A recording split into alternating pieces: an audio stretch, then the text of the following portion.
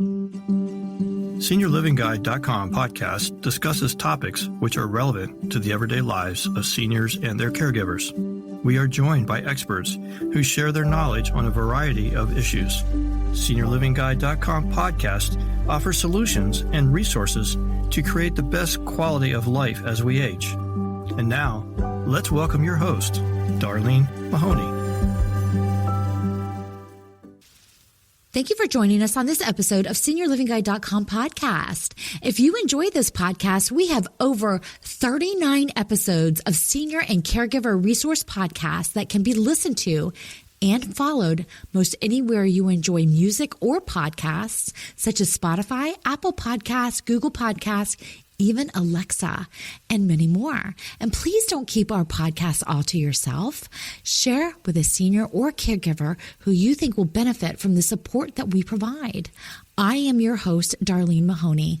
I am excited to share the news that SeniorLivingGuide.com provides a one-stop to finding senior housing solutions, including independent and active seniors a new home, while providing an excellent resource to assisted living, skilled nursing, memory care, or even home health and caregiving services in one easy-to-navigate website. So please visit SeniorLivingGuide.com today. I would also like to thank our podcast sponsors, Parish Healthcare and Parish Medical Center. At Parish, they offer the Parish Senior Consultation Center and Parish Senior Solutions, where each patient's evaluation and follow-up care will be personalized to meet the needs of the individual and their families. At Parish Healthcare, we believe in our community. We believe in keeping our community safe. We believe in the art of healing. We believe in healing patients, healing families, healing communities. We believe in the best and brightest working together for the common good. At Parish Healthcare, our team focuses on you as an individual because every life is a work of art to us. Parish Healthcare, where the art of healing comes to life. Visit parishhealthcare.com/healthaware for a free health risk assessment. I would like to welcome Stacy. She is a registered dietitian with over 17 years of experience. She has a passion for the field of nutrition and an extensive background working in hospitals, management, outpatient, long-term care, home infusion, and other healthcare industries, improving the overall health, outcomes, and quality of life for individuals. She is the manager of healthcare partnerships for Mom's Meals and has a real desire to help seniors stay healthy at home. And I would like to welcome Stacy to the podcast. We've worked together for a number of years doing social worker luncheons, but she is also a very good friend of mine. So welcome to the podcast, Stacy. Thank you for having me. I'm so excited to be here. Yeah, we are so excited to have you. We know that age has an impact on what our bodies require when it comes to nutrition. This is an unfortunate act of aging. So tell us a little bit about what that is. Absolutely. So our bodies change and grow throughout life, and the amounts of and types of nutrition that we need to be consuming also change. So in many cases, we need to trade up on dietary choices and keep our bodies in optimal shape for our golden years. Based on that info, I know you have some tips on why our bodies need this as our bodies change. So what are some of those tips? We love tips. We like to keep things kind of simple. First is to correct your calories. So it's really natural for activity levels to decrease as we age because there are lower energy levels and some mobility issues at times. But at the same time, our metabolism also slows down and there's a loss of bone and muscle mass increase. So those all contribute to lower caloric needs for most older Americans. So you definitely want to make sure that you're mindful of those calories in versus calories out. I was going to say, we notice that metabolism really slows as we get older. What age do we start seeing these changes kind of take place? For me, I think it's right, around the 40s and 50s, we start to see bone and muscle mass, weight gain, that kind of thing. Definitely changes over the decades. So you'll definitely see some changes as you get up into those ages. every 10 years or so definitely changes for sure. And for those women over the age of 50 and over, you're going to need about 1,600 to 2,200 calories a day, depending on the activity level. Obviously, if you live a more active lifestyle, you'll need to consume more calories to offset that. And your men over the age of 50 will also need about 2,000 to 2,800 calories per day based on their activity level as well. Yeah, there are some apps on the phone that makes it really easy that we can track some of those calories if you're technical savvy, if you kind of get where I'm going. Yeah, that's one tool that you can use, definitely. Calories are very specific to individuals as it takes into account a little bit of height, weight, medical history, activity levels. There's a lot of things that go into calories, but those are just some overall general calorie intake for men and women comes from the National Institute of Aging. I would imagine recommending speaking to your physician to get an idea what your specific calorie intake would be ideal for you. Absolutely. And dietitians as well. We can help to support those conversations. That's a great idea. Talking with a nutritionist to get a well-rounded plan for your specific needs. We know that making smart food choices is a part of healthy aging, but there is so much information out there flooding the internet, magazines, front covers, print television, that it's so overwhelming and so much of it is so conflicting. Is there a message to kind of decipher through all the mixed messaging of like sponsored attachments and things like that when you're reading some of this information and you realize, oh my gosh, this is a sponsored ad. Do I trust this? So how do you decipher all that mixed messaging? That's a great question. It definitely can get confusing out there with so much knowledge, especially when you're surfing the internet. So we know that it's not always easy to figure out exactly what you need to eat and drink. So when you search online and you use a buzzword like healthy nutrition, it can become quickly overwhelming with a lot of conflicting messages. So it's important to understand the different food groups and how much of each of those groups should make up your daily recommendation for yourself as an individual. And that can actually help you form a healthy eating pattern over time as well. And then to stay healthy and reduce your risk of disease, it's also important to have verified sources so that you can understand what nutrients are right for you at all stages of your life. So a good place to start with that is your 2020 to 2025 dietary guidelines for Americans. This was developed by the USDA and the U.S. Department of Health and Human Services. And of course, also like you had mentioned before, check with your doctor. You can also speak with your dietitian. We can help to definitely curtail those guidelines specific to you as the individual. But for overall, when you don't know where to start, that's always a good place to start. These updated guidelines can help you understand how to make every bite count, which is super important, especially as we age. We know that nutrition needs vary based on your age, your activity level, and whether you have any health conditions like we talked about before. So definitely this is a good place to start, and then honing in with your physician or your dietitian can help you to better support those conversations. So are those guidelines available online, or you just Google 2020, 2025 dietary guidelines for Americans and that just kind of pops up? Or do you go to the U.S. Department of Health and Agriculture? Yep. Just search dietary guidelines for Americans and you'll see the most updated guidelines will be from the year 2020 to 2025 as they were most recently updated. So these are going to be the ones that are going to guide you. I think that is an awesome resource, a great place to go poke around, get unsponsored information with really just organic facts. Absolutely. It helps give you a place to start. Yeah, absolutely. It's a great place to hone in on resources and info that are not sponsored, that are wholesome, or ingredients that you can pronounce.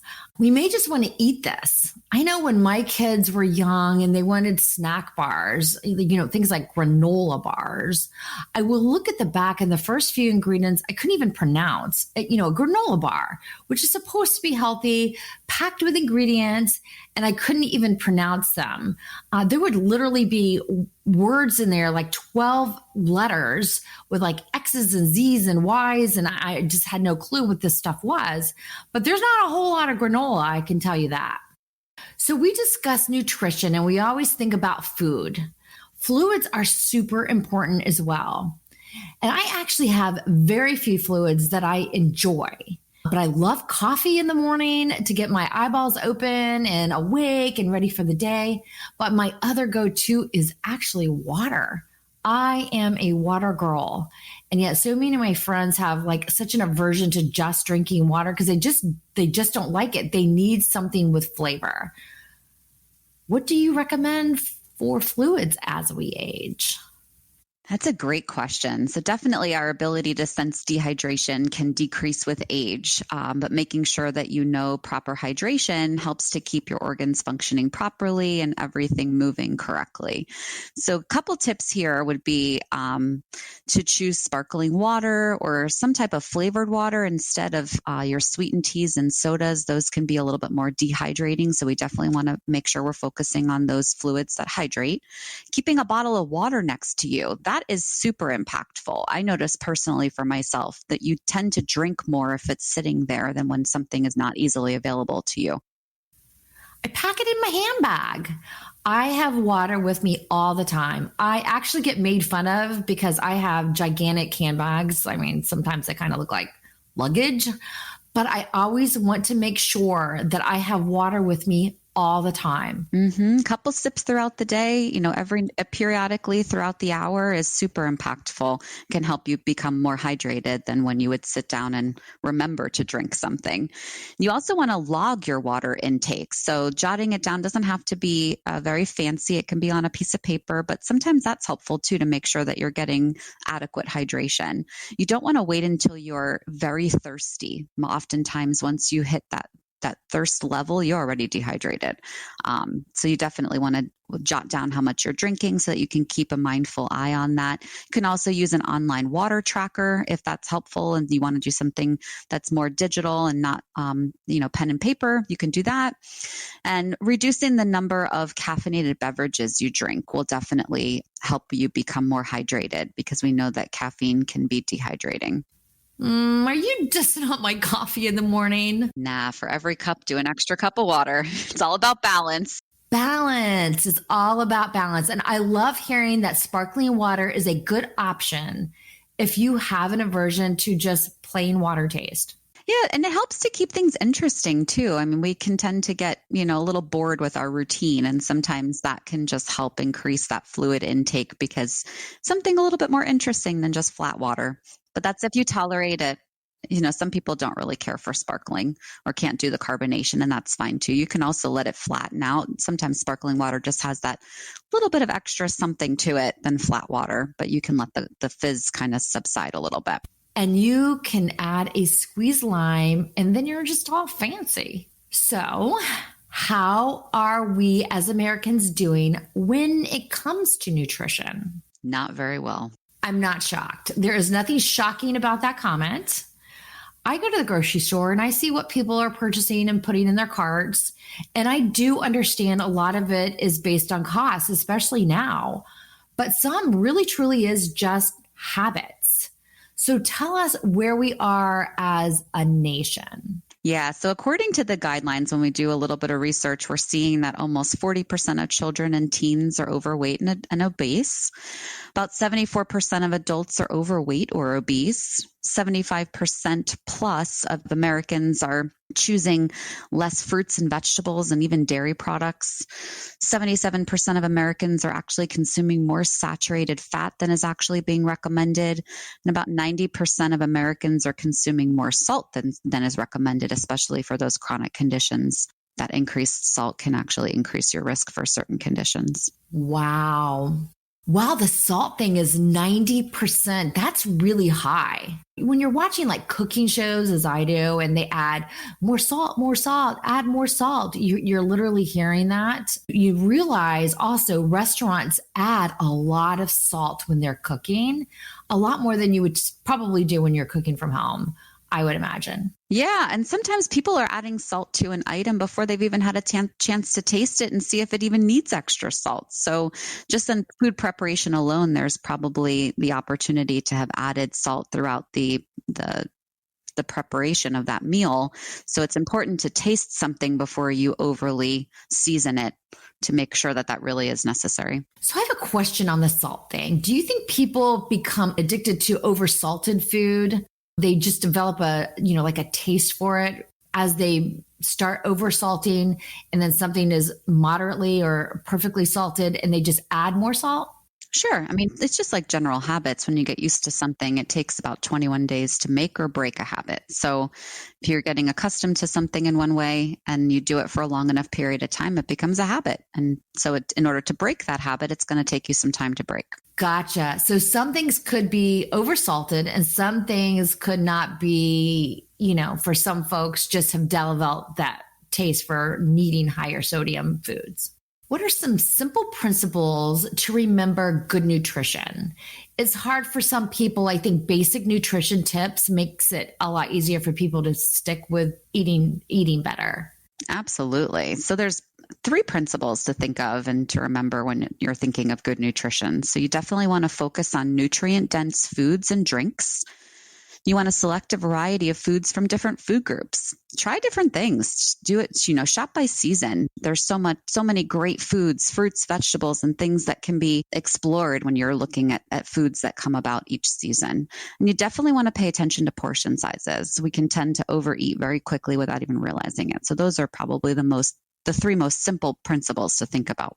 Yeah, I think if you buy nutritious food in your pantry and just keep it there and don't buy junky food, you'll be less inclined to eat junkier food because it's just right there at your fingertips.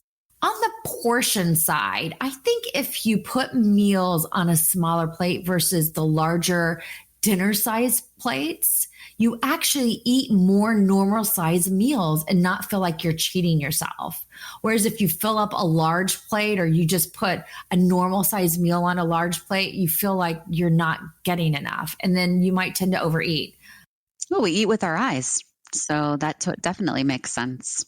Yeah. So that was my food for thought. No pun intended. So we are going to take a quick break to hear from our fabulous podcast sponsors, Parish Healthcare and Parish Medical Center. But when we return, we are really going to dig into the different food groups and exactly what those benefits are, as some of them offer some great medical benefits. Hey, Mom, how's the retirement home search coming? Oh my gosh, I'm just so stressed out. I don't even know where to begin. Well, why are you so stressed? What's the matter? I don't know where to find anything. I just need everything in like one place and know what all the options are. Does the idea of searching for senior housing seem overwhelming and you just aren't sure where to even begin? SeniorLivingGuide.com has great news for you. We offer a one-stop solution to take the stress out of your senior housing search. At SeniorLivingGuide.com, both our statewide Florida edition book and website are created to make your senior housing search very easy for you to navigate. We provide details on communities, including retirement, assisted living, skilled nursing, memory care, and home health, allowing you to decide which best fits your needs and then connecting you directly with those communities. Visit us online at SeniorLivingGuide.com and start your search today. At Parish Healthcare, we believe every life is poetry in motion, motivated by strength and determination. As your bone, muscle, and joint healthcare partners, we believe in blending the art of healing with the science of medicine to keep your body in motion. We believe in healing patients, healing families, and healing communities. For a free orthopedic health assessment, visit parishhealthcare.com/orthoaware. Parish Healthcare, where the art of healing comes to life. Once again, thank you to our sponsors, Parish Healthcare and Parish Medical Center. We are back with Stacy with Mom's Meals, who is sharing some great nutrition tips for seniors.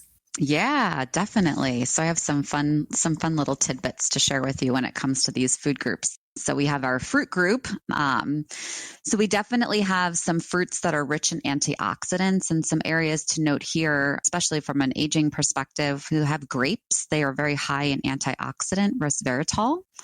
We also have berries. So when you think of raspberries, blueberries, strawberries, blackberries, these berries are all very high in vitamin C and fiber, which the American diet doesn't really get enough of, is fiber. And these antioxidants can actually protect against cell damage. So that's super important to include in your diet. Just to note, I love the fact that these fibers are natural fibers. So many folks depend on, a more powder or synthetic fiber that's not natural. This is just a great option if you need fiber, to maybe include those in your diet to maybe offset those powdered fibers that you use? Absolutely. It's easy to sneak in some natural fiber occurring, and those other fiber supplementations are not bad. These are just some fun ways to get, some natural occurring fiber, and also some flavor too, and spice up your meals and your snacks. Your yogurt, and there is your natural granola.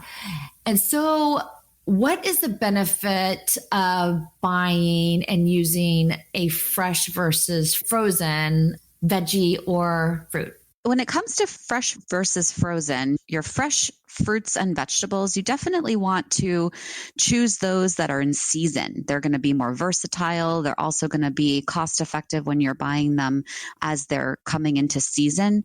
There's nothing wrong with frozen fruits and vegetables as well. Those are generally picked at time of peak ripeness, and they are often washed, blanched, frozen, and packaged within a few hours actually of being harvested. So there's nothing wrong with those frozen items. You definitely just want to make sure that they're not adding anything to those items. So when you're shopping those in the store, it's just frozen broccoli florets that have not had any sauces or anything added to it, where you're going to, sneak in that extra high fat, high sodium content to that frozen vegetable.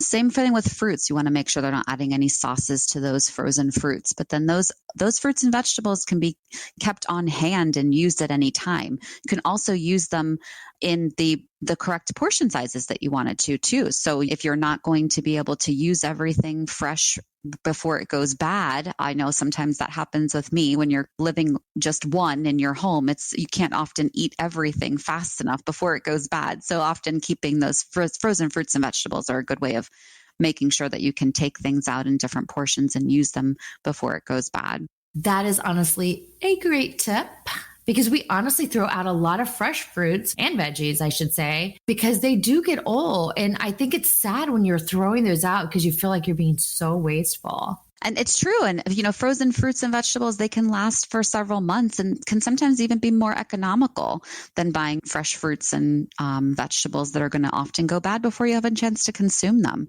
That's a great idea, because you can use them in smoothies. So they really actually have more versatility as well. And who doesn't love a great fruit or veggie smoothie? Absolutely. The next food group we're going to talk about a little bit is vegetables. So we have things like your leafy greens, spinach, kale, lettuce, and other greens. And those are some of the best foods for your brain, actually. It helps to fight against Alzheimer's, dementia. There's been some studies on that. And these greens are often packed with a lot of nutrients. So think of folate and vitamin E and carotenoids and flavonoids and all sorts of nutrition coming to the table. We also have some vegetables that are rich in antioxidants, like think about your tomatoes. They contain lycopene, which helps you fight off different types of cancers, including prostate cancer. You also have broccoli. So along with the other cruciferous vegetables, broccoli is packed with special compounds and helps protect also against some cancers. So a lot of great nutrients and packed into those fruits and vegetables. So whether you're using them fresh or shopping by season, frozen as it's picked at its peakness, both things are great additions to add to your diet. We also have some grains. We know that the American diet doesn't get enough fiber. So these grains in this food group are going to be full of fiber, definitely rich and full of plant compounds that also help to fight off different cancers. We have legumes. I can think of a couple of legumes off the top of my head, like chickpeas, lentils, black-eyed peas. These are full of fiber and actually help remove the bad cholesterol, which is known as LDL, which is the cholesterol we don't want to have in our body. Those foods that are high in fiber will help to eliminate that type of cholesterol. And your legumes also contain a lot of great B vitamins, iron, magnesium. They're so easy to use, versatile, and very cost effective to add as a heart healthy option. Wow, there's so much information out there that it is mind-blowing. It makes me want to eat super healthy with all these different options. All of these things that we are reviewing really does help fight disease naturally. It does. It's so fun if you think about the food groups and really, packing your plate with nutrition at every meal and kind of setting yourself up for success a little bit from all the different food groups helps to keep things colorful. It helps to keep things creative. It helps to prevent boredom from eating the same things. Even for breakfast, I eat oatmeal every morning for breakfast. I love oatmeal. Yeah, it's classic. No matter what generation you come from, oatmeal is like a standard breakfast choice. It's loaded with fiber, helps to keep you full, also helping with that lousy cholesterol that we were talking about. And you definitely, when it comes to oatmeal, there are a lot of different types of oatmeal out on the market.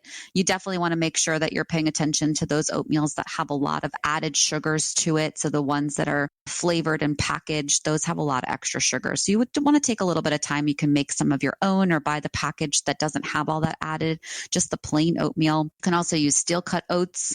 I actually make my oatmeal with milk instead of water. Adds just a little bit of nutrition, some calcium, a little bit of extra protein. You can also put oats into smoothies. You were talking about smoothies before. So we're adding your fruits. You can add some vegetables. You can pop some oatmeal in there. It makes it a great impactful smoothie. Exactly. I have actually added oats to yogurt, and it's actually delicious as well.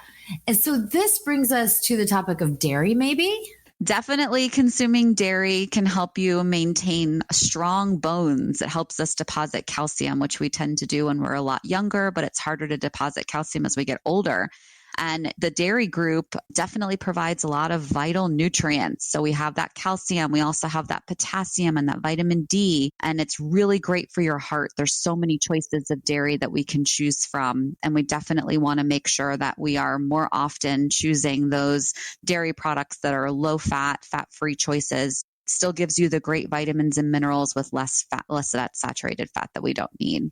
And then for those folks who maybe can't have dairy and they're choosing some alternatives, those are all great too. You just want to make sure that they have some fortified benefits to them on the packaging. So you're reading and looking out for some of those. It's like soy milk. Even there's soy yogurt out there, and these will all have calcium and vitamin A and vitamin D that have been added, which are part of that dairy group that would be naturally occurring.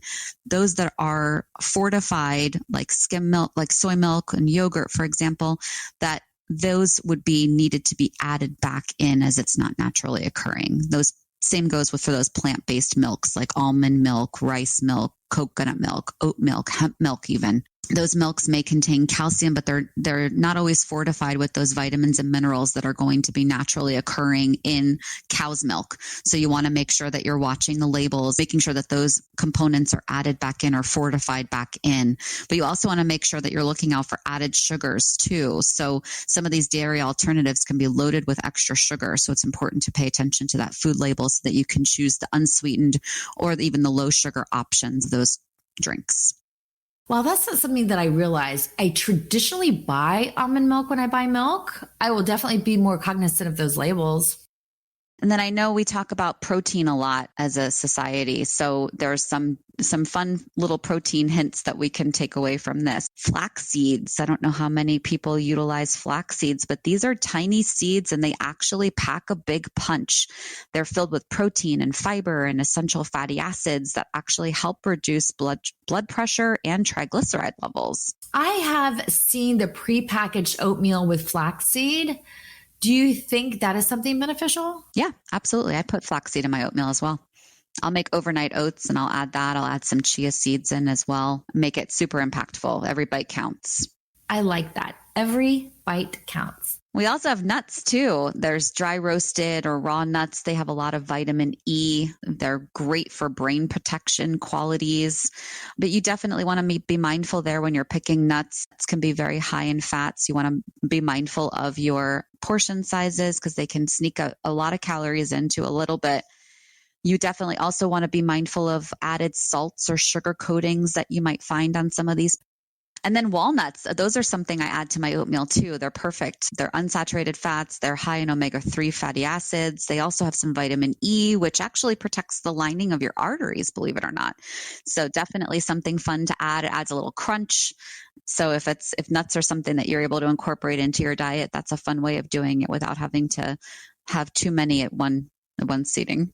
That is a fun food fact, I would say. And then fish. Fish is also a great source of protein. Consuming salmon and trout, sardines, at least once a week can actually give you a protein-rich boost of those omega-3 fatty acids we were talking about, and definitely has some additional key vitamins. Tofu, for those who are plant-based, this is a versatile plant-based protein that's made from soybeans. It's an excellent alternative to animal-based proteins if you're looking to do that and just add something in for variety. If you're, trying to go a little bit more plant-based, either way you're trying to do it, tofu is an excellent way to do that. It takes on whatever flavor that you're cooking with. It's also packed with fiber and minerals. Like, we don't think about it, but tofu actually has calcium, it has iron, has some healthy polyunsaturated fats, and it also contains some isoflavones, which is shown to also help lower those bad cholesterol levels. So as of yet, we haven't really covered some of the main proteins that Americans seem to eat more of, such as beef and chicken. Do they not have the same benefits, or we eat enough of that? Do we just overeat those proteins as Americans? Oh, no, those are still great to have as part of your diet for sure. As Americans, do you think we just overeat on those specific proteins? Yeah, I think as Americans, we sometimes forget all of the other sources of protein that can also be included, which is some of the stuff we just talked about that we don't think of, that actually packs a protein impact without it having to be just a piece of chicken or beef. But definitely chicken and beef, they're choosing the leaner cuts. So obviously more of your chicken breasts versus your chicken thighs, more of your leaner cuts of beef, your sirloin versus your chuck. Those are lower in saturated fat, just leaner cuts of meats. Definitely thinking about the types of meat that you're consuming is equally as important as getting that protein.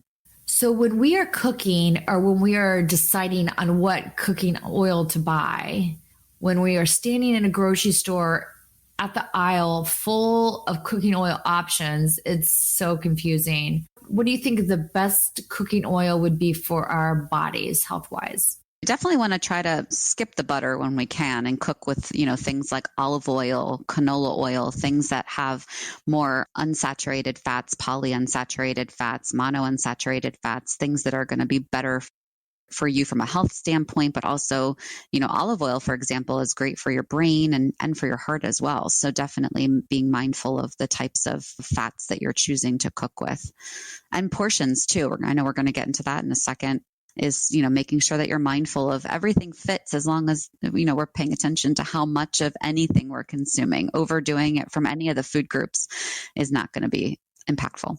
Perfect. So let's chat about that for a moment. When we think about fruit, for me, fruit is like having a dessert. I could honestly eat it all day long. So what you're saying is that's not super wise either.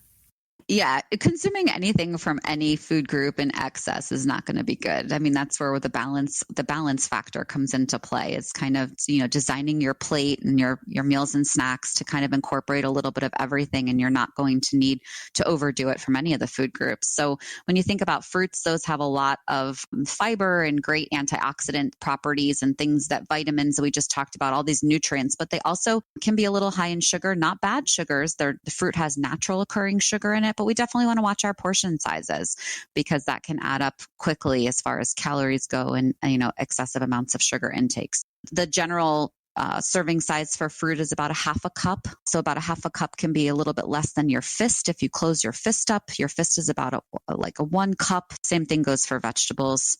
Your half a cup is considered 1 serving. Typically we're wanting to aim for about 2 to 4 fruit servings per day in the American diet, about 3 to 5 vegetable servings per day. And you can get that pretty quickly when you're following the portion sizes. We just tend to not pay attention to portions sometimes. So we could either overdo it or underdo it. There's, kind of no middle ground here sometimes.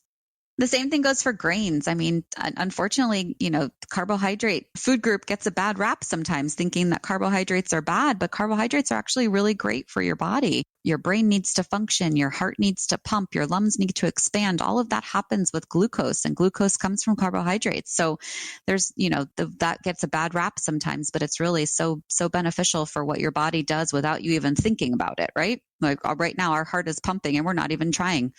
It's just doing it for us. Definitely the grain group is an important part to add to that diet. But making sure that you're watching your portions is going to be super helpful. An approximate of a serving size would be 1 slice of bread is considered 1 ounce. A small muffin is considered 1 ounce. You can use that fist again as a measuring tool. So you have that half cup of cooked cereal, rice, or pasta, for example. All of those food groups fit. It's a matter of choosing those that are going to be more beneficial and have more bang for your buck. So I have a question on the pasta. Is there a healthier pasta to choose? You're at the grocery store. There's, veggie pasta, gluten-free pasta. Is there a healthier pasta to choose from, or does it really matter? I mean, your whole grains are going to have more vitamins and minerals, and especially more fiber versus your traditional white pastas. But there's a lot of great pastas out there. I don't know who shops at Trader Joe's, one of my favorite stores. I could be in there for hours walking up and down the aisle. There's so much to look at, so much to explore, so many great foods to try. And they actually make lentil pasta. They make, all sorts of different creative things. And also those are naturally gluten-free too. So there's so much out there that can be incorporated, and just can, play around with things and make it fun. Food should be fun. We want to be excited to eat. So it's the center of so many things, right? So we have a birthday we're going to celebrate. Let's go eat. Congratulations, you're graduating, or you had a baby, or, all these milestones that we celebrate with food. Food can be fun. We just want to make sure that we're mindful of the types of foods that we're putting in our body and try new things, switch things up a little bit, make it fun. Variety is the spice of life. Every event we experience, at least in this country and most every other country as well, I'm sure, has a food component as part of the celebration, whether it is just dessert, charcuterie board, appetizer. There's always some component of food, because that is how we celebrate. That is how we gather and enjoy each other. And a lot of the conversation is about the food. If you even notice, when you go to a restaurant, the conversation is about the food you're eating. And then also people start talking about other restaurants and their food. Oh, yeah. Or recipes. Exactly. I've tried this food and you've never even heard of it before, but it's just a fun way to explore. Exactly. Food should be fun. I don't love rice, so I don't get the rice thing. But you can even take rice, which doesn't have a lot of flavor, and add different components like parsley. So I lived in Hawaii, quick story, and everybody in Hawaii eats a spoonful or literally a ice cream scoop of sticky rice with everything, 3 meals a day, pretty much. So for me, living there as a haole, I really just tried to integrate into that. So you have to add flavor into that for me. So that was something I had to figure out how to do while I was living there, is adding flavor into something that didn't do much for me. Oh, yeah. There's so many great spices on the market too. I mean, think about things that you can grow in your garden and so many other spices and things that we can do to flavor our food that doesn't always have to involve a salt or a butter or the traditional components of what we think of. We can definitely have fun and get creative with a lot of different things. Exactly. So tell us a bit about simple portion sizing. So a serving size of dairy is about 1 cup if you're drinking something like a milk. If you're having some type of hard cheese, or like you're referencing your charcuterie board, which I love those. 1 serving of a cheese is about 1 to 1.5 ounces when it comes to like a hard cheese, for example. We have also those protein foods we were talking about. You were asking about chicken, beef, all of those things. We definitely want to make sure that we're choosing the leaner options more often when we can. Anyone can remember what a deck of cards looks like from a portion perspective, from a height perspective. An easy tip too is our hands are portioned directly to our bodies, right? So all of our hands, my hand, your hand, they would be a little bit different because my body is going to be different in the nutrient needs than your body might be. If you think about the inside palm of your hand, if you open up your hand, that's about 3 to 4 ounces. And that should be about the amount of protein that you're having at your meal, with that deck of cards being the thickness to that protein. So that's sometimes a nice trick when you don't have a measuring tool available to you. And then also knowing that about 1 ounce of protein is going to be the equivalent of 1 egg, for example, or a tablespoon of peanut butter if we're looking for an alternative to that traditional protein source. So those are some tricks. So it's super hard for me to eat a tablespoon of peanut butter. I'm just going to put that out there. All the foods count. It's just a matter of being mindful of how much we're consuming. Everything fits. It's just a matter of being mindful of how much. And then for those oils, here's another fun trick. We were talking about oils before. About a teaspoon of oil or butter, for example, would be the size of the tip of your thumb. So if you take a look at your thumb, the tip will be about a teaspoon, whereas the whole size of your thumb, we're talking about peanut butter and how difficult it is to stick to that one portion, that thumb is about 1 tablespoon. So those are good approximations when you're looking at portions and how to utilize all of these food groups. I love all of this. I am a measurer. I want exact measurements for everything. If it says 1/4 teaspoon, that's exactly what I'm going to do. I use every measuring tool and the cleanup is a mess. I love the idea that you can look at things using your thumbs, your fingertips, your fists, and maybe put those measuring tools away, and so much less stressful, less cleanup. They could write like an entire recipe book using your thumbs, fingertips as measuring tools. How fun would that be? So with that being said, this is incredible information. It's nutrition based. Do you have any other information or additional information that everyone should take note that they can benefit from? At every stage of life, it's important to follow healthy dietary patterns. And if you don't know where to start, those dietary guidelines for Americans is a great place to start and get a feel for what your body needs. And customizing is key. So you want to make sure that you're choosing those nutrient-dense foods and drinks based on preferences, but also based on budget sometimes, your cultural traditions. There's, everything can be customizable. These are all general recommendations and or tips and tricks, but everything can be customized to exactly what you need to do for yourself on a daily basis.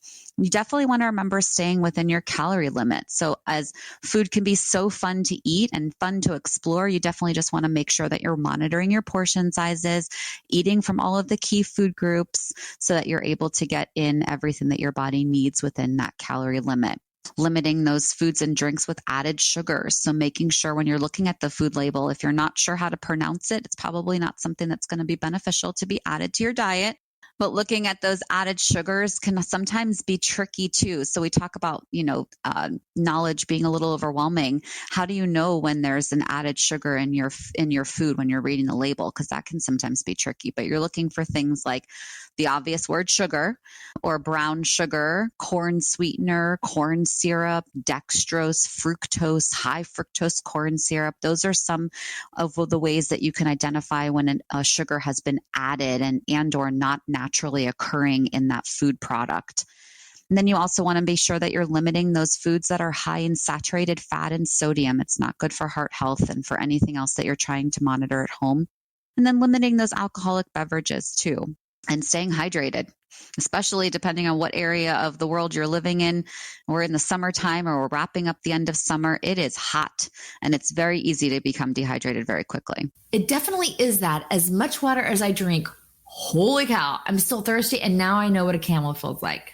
And before we sign off, Stacy is going to share a little bit about Mom's Meals. So as a registered dietitian, I'm so proud to be a part of this organization. I love working for Mom's Meals and working with all of the areas throughout the communities.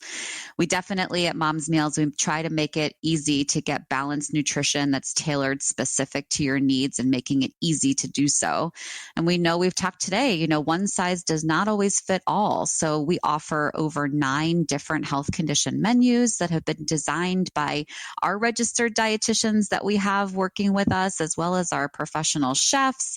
And they work really closely together to make sure that not only the food tastes good, but that it meets all of the dietary recommendations and guidelines and some of the stuff that we've talked about today. The meals, they are refrigerated, packaged, ready to heat and eat, super easy. And those menus that can be chosen from diabetes-friendly, heart-friendly, gluten-free, general wellness, whatever your needs are, we are able to help support you. Thank you, Stacy. So I am going to clean out my pantry, get healthier, and you've inspired me so much. Thank you so much for joining us on this podcast episode, Stacy.